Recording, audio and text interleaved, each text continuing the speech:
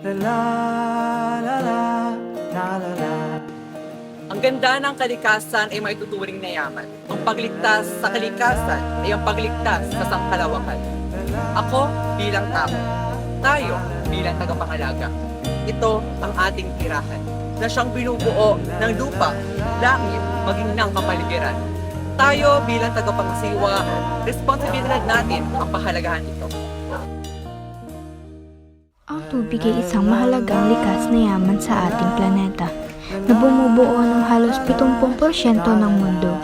Gayunpaman, maraming lugar ang may kakulangan sa malinis na tubig. Ito ay isang mahalagang issue sa panahon ngayon dahil sa pagbabago ng klima at pagkasira ng kalikasan.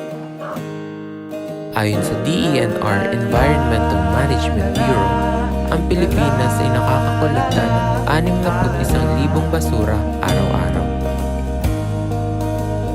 Alam niyo bang humigit kumulang 47,000 hektarya ng pagubatan ang nasisira taon-taon?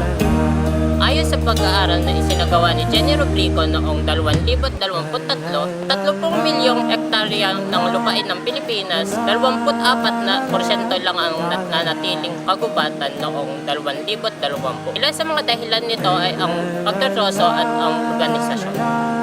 Halaga ang regular na paglinis ng lupain upang manatili natin itong malinis at iwas dumi at sira.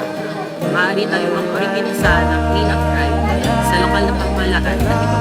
Linis na kapaligiran ay nagdudulot ng kalusugan sa ating pangangalaman. Alam niyo ba na ang regular na pagpaplano at pagsasagawa ng clean-up drive at proyektong pangkapaligiran ay isang malaking hakbang sa pagpapanatili ng kalinisan ng ilog at ng kapaligiran?